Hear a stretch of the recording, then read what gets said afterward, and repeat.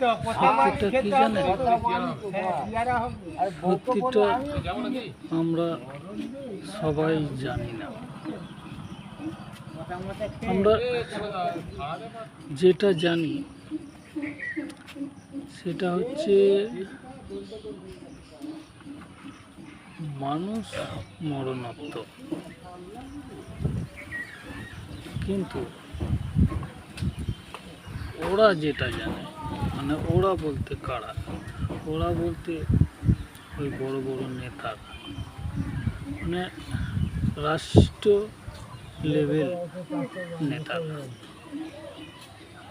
তারা জানে না মানুষ মরণোত্তর নয়,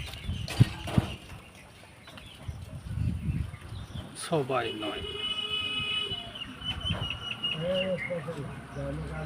মানে যে এই দেশের অরিজিনাল মালিক,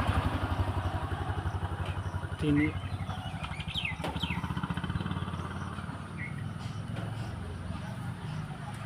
মানে সারা জীবনই আজও বেঁচে আছে